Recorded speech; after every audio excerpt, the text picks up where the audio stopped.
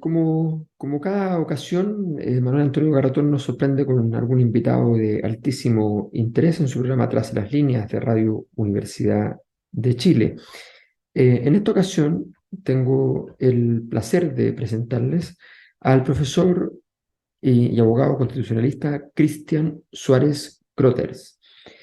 Cristian Suárez es, como decía, un abogado formado en la Universidad de Chile, eh, con formación posterior en la Universidad Complutense de Madrid. Es un destacadísimo abogado constitucionalista que ha ocupado varios cargos públicos. Ha sido eh, ministro suplente del Tribunal Constitucional, es profesor de la Facultad de Ciencias Jurídicas y Sociales de la Universidad de Talca, ha sido intendente de la región del Maule, cuando era presidente Ricardo Lagos. En fin, tiene una larguísima trayectoria en el derecho y en el servicio público. Así que para mí es un honor presentarlo. Debo decir que conocía al constitucionalista Cristian Suárez, no sabía que era Cristian Suárez Croters. Eso cambia levemente la situación porque eh, me imagino que su hermano o uno de sus hermanos es Gastón Suárez Crotes, con quien tuve el honor de trabajar en mi paso por el mundo bancario cuando fui funcionario del Banco Estado. Y él era mi jefe, eh, de hecho, quien me contrató. Así es que, así es que nada, eh, asumo que es el hermano. Me parece bastante improbable que no sea así. Eh, Así que aprovecho de mandar un saludo a Gastón. Bien, entonces les presento a Cristian Suárez Croders con el profesor Manuel Antonio Garratón, Premio Nacional de Ciencias Sociales, como ustedes saben, en esta conversación que une la sociología y el derecho. Radio Universidad de Chile presenta Tras las Líneas. Conversaciones con Manuel Antonio Garretón, Premio Nacional de Humanidades y Ciencias Sociales, programa del Departamento de Sociología de la Universidad de Chile. Auspicia el Centro de Estudios de Conflicto y Cohesión Social, COES. Muy buenas tardes. Bienvenidas y bienvenidos a Tras las Líneas, el programa semanal presentado por el Departamento de Sociología de la Universidad de Chile y que cuenta con el auspicio del Centro de Estudios de Conflicto y Cohesión Social, el COES. Y estamos acá nuevamente, ya finalizando el año y comenzando un periodo complejo que se estableció en la semana pasada y a comienzo de esta semana, que es el nuevo proceso constituyente, digamos, la redefinición del proceso constituyente como uno de los fenómenos principales en los cuales se va a enmarcar de alguna manera la vida de nuestro país este próximo año y va a dejar, se supone, huellas hacia el futuro, y donde las esperanzas son distintas a las que hubo al comienzo del proceso constituyente que se expresó en la Convención Constitucional, cuya propuesta fue rechazada. Bueno, para analizar esto, que es el fenómeno principal en estos días, hemos invitado a alguien que ya estuvo con nosotros, precisamente en el programa justo antes del plebiscito del 4 de septiembre de este año, que es el profesor Cristian Suárez. Y estuvo, recuerdo, con Paulina Veloso para conversar sobre cuáles eran las expectativas. Bueno, algunos meses después nos volvemos a encontrar, lo vuelvo a invitar porque me parece una de las personas que analiza con más claridad los distintos aspectos y bemoles que esta nueva situación tiene. Cristian Suárez es abogado de la Universidad de Chile, es doctor en Derecho por la Universidad Complutense de Madrid, diplomado en Ciencias Políticas y Derecho Constitucional del Centro de Estudios Públicos Constitucionales de España, y estudió también, tiene estudios en el Instituto René Cassin de Estrasburgo. Fue secretario general de la Universidad de Talca, profesor de Derecho Constitucional, Político y de Derechos Fundamentales, en el pregrado y en el doctorado de la Universidad de Talca. Fue intendente de la región del Maule.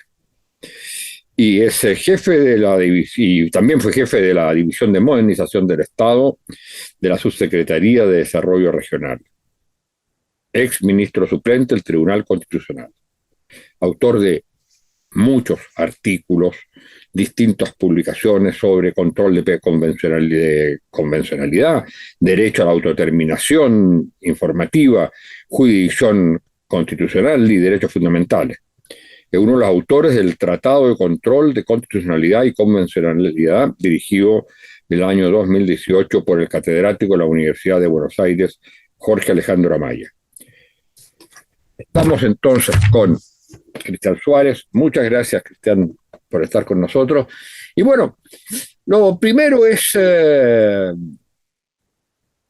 para comenzar esta conversación, hacer un cierto balance de por qué se llega a este tipo de acuerdo y cuáles son sus perspectivas. Se ha señalado que después de un largo periodo de largas discusiones, al final se habría impuesto una determinada visión, que es la visión de un sector de los ganadores, se dice así, del plebiscito, es decir, de uno de los principales actores de la derrota de la propuesta hecha por la Convención Constitucional, y que bajo esa hegemonía se habría llegado a un acuerdo, que finalmente es un acuerdo en que participan varias partes, pero que obviamente es de alguna manera tiene un cierto sesgo. Y ese sesgo sería básicamente un viso no democrático, un componente que limita, para decirlo mejor que no democrático, que limita la democracia. La limita desde el punto de vista que la participación ciudadana es menos importante que en el proceso anterior y que en el fondo el papel de la élite es extremadamente fuerte. El papel del Congreso, que por otro lado ha logrado obtener un cierto nivel de legitimación al haber aprobado, digamos, este acuerdo, pero que reduce el papel de la ciudadanía, por un lado, y que somete a control la expresión de esa ciudadanía que está dada en la elección de los convencionales a través de un conjunto de mecanismos. Y que entonces esto podría significar que de alguna manera, en la medida que la elección de constituyentes queda entregada a la fórmula, que es la fórmula de elección del Senado, aquí habría otro elemento que significaría que lo más probable es que se dé un resultado, dado que la fórmula es la fórmula del Senado y no la fórmula de la Cámara de Diputados, que favorezca claramente a los sectores que impusieron este acuerdo. Cuando digo impusieron, digo no es que lo impusieron, dominaron en este acuerdo, lo que hace que el conjunto de las fuerzas políticas, en su gran mayoría, haya aprobado el acuerdo, pero eso no significa que no haya reservas al respecto, y que es bueno, digamos, discutirlas en la medida que eso puede perfectamente significar que se puedan ir superando los riesgos no democráticos que este esquema ofrece.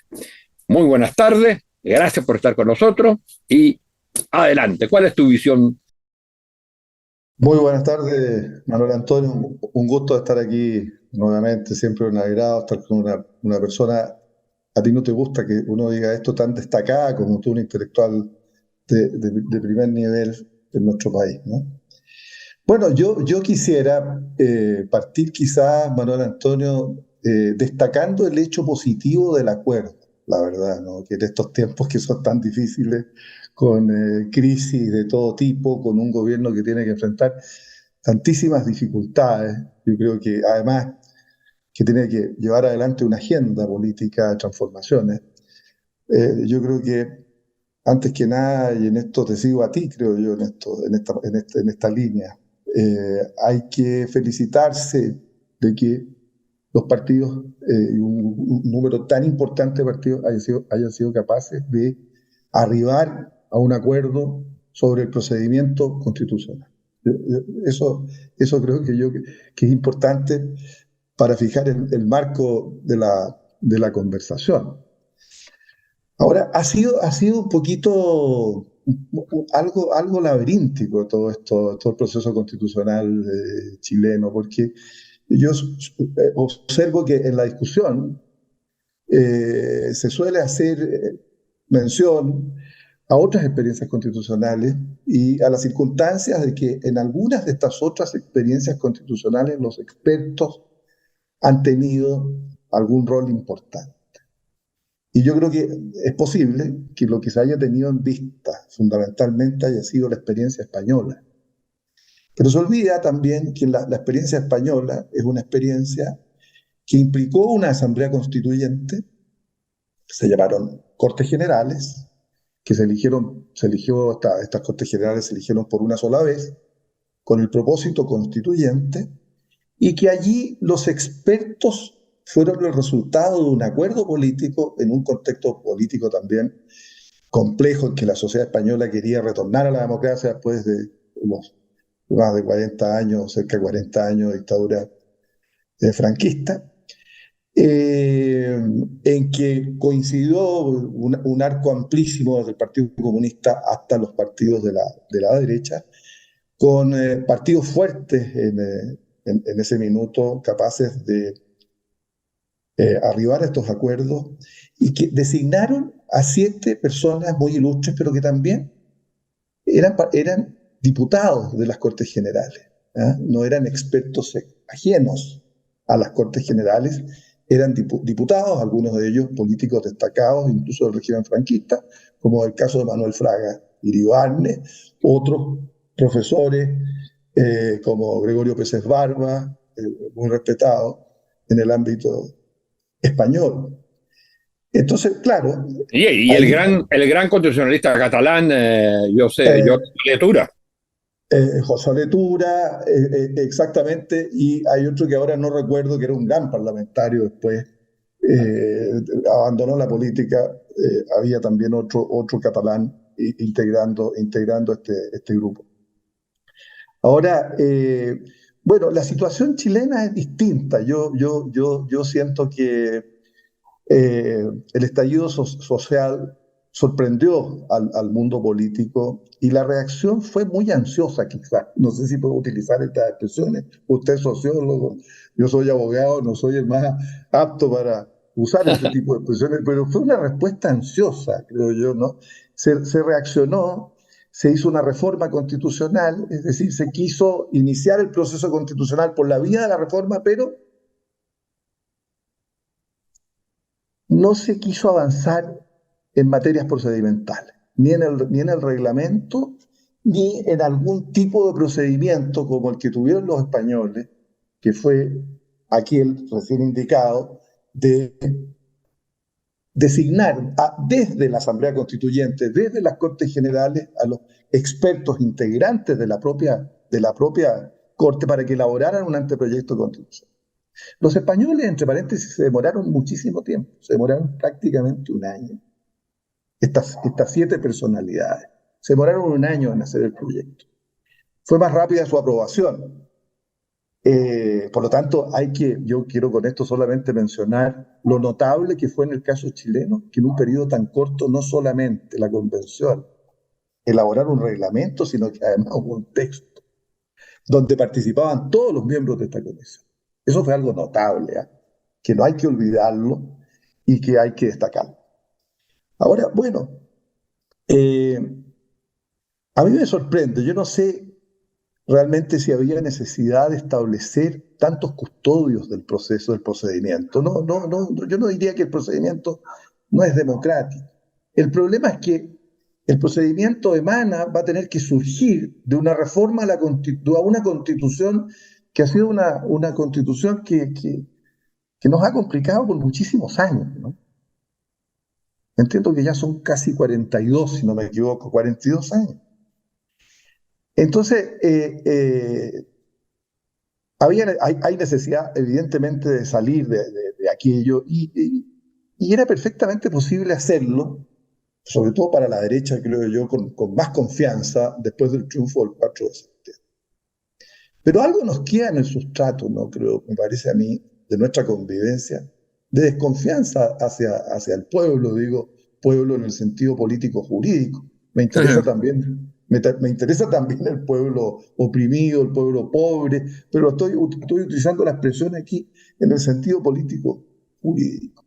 Y creo que cuando se trata de procesos constituyentes, bueno, de lo que se trata también es de confiar en el pueblo y tener al pueblo como el árbitro y el juez definitivo, ¿no es cierto?, de las decisiones. Cuáles son a tu juicio los puntos que uno diría, mire, si se pudiera, aceptando el acuerdo, pero si dentro de ello se pudiera avanzar para perfeccionar el carácter democrático, ¿cuáles son los puntos que tú crees que serían, sin que signifique para nadie decir, con esto se está desconociendo el acuerdo, no se están cumpliendo los compromisos? No, pero si uno quisiera establecer un diálogo razonable, para decir, mire, sabe que hay ciertas cosas que se pueden mejorar para hacer de esto realmente un proceso que sea que supere los resguardos, por llamarle así, no democráticos que tienen. No estamos hablando que el proceso no sea democrático, estamos hablando que hay resguardos que limitan la democracia. ¿Cuáles serían los puntos que crees tú que habría que mejorar?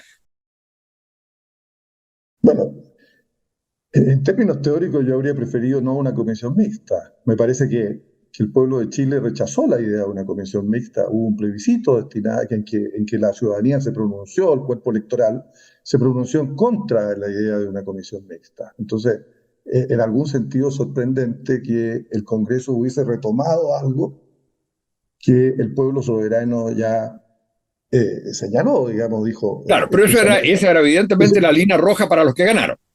Entonces, digamos, dentro de ese marco. Dentro de lo existente, yo veo que es complejo, porque no obstante que entiendo que el Partido Común ha planteado hacer algunas reformas y inmediatamente surgió la voz señalando, mire, esto rompe el acuerdo político. Yo pienso que hay que tener cuidado con eso. Sí, pero es distinto lo que diga un partido, que tiene todo el derecho a decirlo además, a lo que podamos decir nosotros. Exacto. Como analistas y decir, mire, ¿sabe que independientemente que ese es el acuerdo y hay que reconocerlo, ese es el acuerdo? Pero uno puede decir, mire, pero el acuerdo tiene problemas. Yo creo que el principio fundamental debería ser la más absoluta deferencia del comité, absoluta deferencia del comité de expertos y del comité de la comisión experta y del comité de inadmisibilidad a las decisiones adoptadas por los 50 miembros electos. Indudablemente que eso sería lo democráticamente razonable, ¿no? Para poder decir que el proceso es un proceso que no pretende intervenir en la decisión del pueblo respecto a la cuestión constitucional. Claro, podrían haber otras fórmulas como disminuir los quórums establecidos para el comité de expertos o para el comité de admisibilidad. Pero, en fin, claro que hay... No, pero hay una cosa muy importante en lo que acabas de decir, pero que me parece clave. Porque es señalar, mire, aquí hubo un acuerdo basado en la desconfianza, en los límites que se querían poner. Bueno, ya está establecido, se va a desarrollar el nuevo proceso constituyente, pero para que se avance en el contenido democrático, sin caer en los problemas que enfrentó llamémosle así, el primer proceso. Una de las cuestiones que sería fundamental sería un estilo que, independientemente de las atribuciones que se establecen a los distintos órganos y estos órganos de control, digamos, sobre la soberanía ciudadana, que haya un estilo que tú lo llamaste, me pareció importante, que se llama deferente, un estilo deferente a la voluntad de los electos. Por supuesto. Exactamente, porque algunos han hecho comparaciones, han intentado comparar al comité de admisibilidad con un tribunal constitucional. En algún sentido cumple una función de este tipo, que es casi un censor, ¿no? Pero los tribunales constitucionales no se entienden sin el funcionamiento de una diferencia básica con los poderes del Estado, ¿no? Yo creo que tratándose de un tema tan importante, una cuestión tan importante como la Constitución de la República, con mayor razón uno esperaría que quienes no han sido electos directamente por el pueblo y que tienen una representatividad comisarial válida, legítima, pero comisarial, ¿verdad? Deberían aplicar, y yo concuerdo ahí contigo, Manuel Antonio, un criterio de deferencia, deberían aplicar el principio de deferencia fuertemente. Ahora, de todas maneras, está presente el problema de que ese pueblo que va a ser elegido, o sea, la expresión, los representantes del pueblo a la convención, van a seguir una modalidad de elección que Peculiar. es muy, digamos, predecible el resultado. Así es. Y en ese sentido, uno dice, bueno, está bien, las correcciones respecto al proyecto, al proceso anterior, respecto a el tema de los independientes, por ejemplo, que realmente esto de partidos independientes que al final cada uno es su propio partido. En la corrección de eso uno diría eso está bien, pero al elegir la forma del, digamos, el mecanismo del equivalente a las elecciones senatoriales, lo que se está haciendo es consagrar, o sea, reafirmar de alguna manera el poder de veto que va a tener la derecha, que ya lo va a tener a través de estos mecanismos establecidos, pero lo va a tener también porque va a tener una sobrerepresentación dado el sistema electoral que se eligió. Bueno, aquí hay varias cosas en realidad que uno debería considerar. Primero, yo creo que es el hecho que hay una decisión constitucional que ya está adoptada, que basta solamente su ratificación. Hay una decisión constituyente en torno Sí. a las 12 bases, ¿no es cierto? O bordes, como se le ha denominado, las 12 bases constitucionales que ya han sido definidas por los partidos y que, respecto a las cuales se espera una amplia ratificación en el Congreso. Eso es ya una decisión constitucional antes del referéndum, antes de la elección de los consejeros constitucionales y del Consejo, y antes de la constitución del comité de expertos, de la comisión de expertas o del comité de inadmisibilidad. Hay una decisión constitucional adoptada que espera su ratificación, diría yo, en este momento. Y eso es algo peculiar, la verdad, pero hay que observarlo tal cual es. Y luego está ciertamente la limitación puesta a lo que llamaríamos constituyentes, que ya uno duda un poco en si mencionarlos como tales, constituyentes, integrantes de un consejo. Se ha querido decir que integran un consejo constitucional. Y un consejo lo que hace es aconsejar, no decidir normalmente, ¿no? Pero acá este es un consejo peculiar que además va a tener posibilidad de decidir y tiene la obligación de presentar el proyecto que se va a someter posteriormente a referéndum, cumpliéndose determinados quórums. ¿Ah? Bueno, esos problemas están aquí presentes ciertamente, pero yo quisiera volver un poco, Manuel Antonio, a un hecho que a mí me provoca una impresión muy grande. Me impresiona cómo el presidente de la República y el gobierno han podido tener un criterio, yo diría, pragmático y responsable frente a la situación compleja de la negociación. ¿Cómo también a eso se ha sumado uno de los partidos de una de las alianzas del gobierno, el Partido Comunista? Creo yo que ha sido también la dirección de Teillier digna de reconocer. ¿Ah? Yo diría el chapó a la actitud del Partido Comunista, que ha sido una actitud patriótica, creo yo, y muy afín a la necesidad que el país tiene de llegar a acuerdos. ¿No? Claro, hubiésemos querido que estos acuerdos no estuvieran enmarcados por esta especie de temor a la ciudadanía que trasunta el pacto, ¿no? Un temor innecesario, me parece a mí. ¿Ah? En un país que ha tendido en los últimos años, y tú sabes de esto muchísimo más que yo, Manuel Antonio, pero que ha tendido en general a la moderación, diría yo, que muchas veces, si bien no ha votado partidos de centro izquierda, a veces tiende a entusiasmarse con grupos de un extremo u otro, eso ha sido quizás por la falta de oferta, como algunos cientistas políticos han señalado, de oferta fuerte desde el centro. Un centro fragmentado, dividido, en fin, y que ha hecho que al electorado tener que buscar opciones a veces, diversas, a veces hacia los polos. Pero todo el mundo sabe que el electorado chileno es un electorado moderado. Nadie en Chile está proponiendo aventuras, salvo algunos partidos, claro, de los cuales uno teme.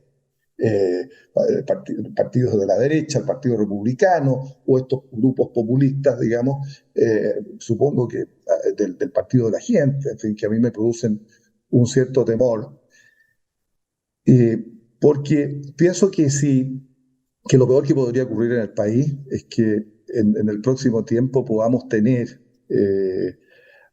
una presencia mayor de estos grupos populistas que pudieran aprovechar este proceso para canalizar parte de la opinión pública en su favor, ¿no? En su favor. Yo espero que no les vaya bien en esto. Yo creo que espero que no les vaya bien en esto. Y que podamos tener una discusión, que es una discusión cultural también. No quiero hablar de guerra cultural, pero sí una batalla cultural sobre los contenidos que debe tener el texto constitucional. Y yo creo que es Ahora, importante. ahí hay una cosa que yo creo que difiere bastante de algo positivo que tuvo el proceso anterior.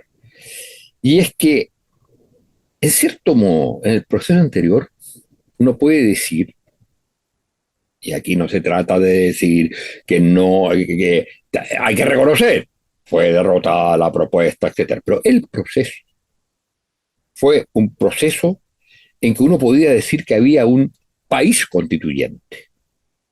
Sin lugar a dudas. No había universidad, escuela, organización social. en la cual el tema no se discutía. Eso estaba. O sea, habían los mecanismos institucionales, pero además de los mecanismos institucionales que se habían creado para canalizar esa participación, los temas online, las distintas formas de agrupaciones que hubo, las audiencias, etcétera, uno no ve ese aspecto. Es como que no se quisiera que el país entero estuviera de alguna manera involucrado. El hecho mismo de la idea de los expertos, está bien, pero uno podría decir, ya por último, que haya expertos, que haya elecciones, pero que haya también, que uno siente que hay un proceso social en el cual el país se ve involucrado. Si no, yo creo que independientemente de cuál sea el resultado posterior respecto de el plebiscito de salida, pueden haber problemas de legitimidad. Pueden haber problemas que gente diga, bueno, pero esto no tiene que ver de alguna manera conmigo. Y entonces que a lo largo del proceso de este año se refuerce ese carácter elitario. Por lo tanto, yo creo que es muy importante, dadas las reglas que se tienen, especialmente dadas ese tipo de reglas que se han generado, que se busque mecanismos para mantener el debate nacional al respecto, en el entendido que, por supuesto, la gente tiene muchas otras preocupaciones y que son inmediatas. Pero yo diría, el riesgo es elitizar, cerrar el debate y entonces que quede solo entregado a quienes han sido electos, ya sea por el Congreso en alguna de las distintas funciones de control, digamos, o ya sea por los ciudadanos electos. Así que sea un debate demasiado restringido en la temática y en quienes participan de él. No, yo concuerdo absolutamente con eso. Es evidente que se había producido una reconexión impresionante de la ciudadanía con la política, un reencuentro del mundo ciudadano con la política, y hoy día corremos el riesgo efectivamente de que ese capital, que era un capital acumulado desde el punto de vista político, pueda perderse y se vuelva a establecer esta desconexión entre sociedad y política, que es lo que tiene complicadas las democracias occidentales, por lo demás, yo diría. Es decir, todos están viendo de qué manera poder restablecer esa conexión. La otra vez lo comentábamos a propósito de Francia, que Francia ha tenido, y otros países europeos, una preocupación importante por esto. Y desde luego que un proceso constitucional debería ser el más apropiado para restablecer ese vínculo y restablecer el músculo, esa vitalidad, digamos, política del pueblo en su conjunto, ¿no? Yo creo que eso hay que verlo más bien como una necesidad, como algo importante, algo relevante, sobre todo en estos tiempos de crisis que estamos viviendo. No hay que verlo con el temor que pareciera que está presente, ¿no es cierto? Bueno, y se nos acabó el tiempo.